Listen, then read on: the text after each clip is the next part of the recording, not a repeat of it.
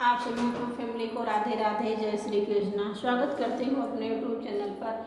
सावन आने वाला है, सभी बेटी बहन अपने अपने मायके जाएंगी। इसी पर गीत है, गीत को पूरा सुनना, कैसा लगा कमेंट करके बताना। हमारे चैनल को भी अपना प्यारा आशीर्वाद देना। राधे राधे, जय श्री कृष्ण।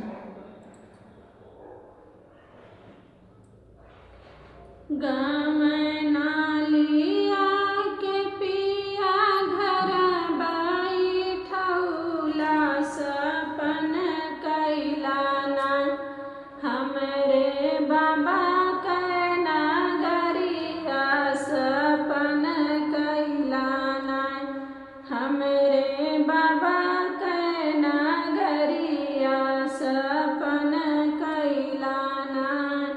कहते मोरे पिया जति नाई हरवा के देखिए तीना, अपने बाबा के नगरिया हो देखिए तीना, अपने बाबा के नगरिया हो देखिए तीना।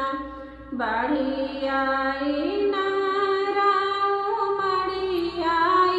नदिया की कैसे जाबू ना, रानी बाबा के नगरिया हो कैसे जाबू ना, रानी बाबा के नगरिया हो कैसे जाबू ना।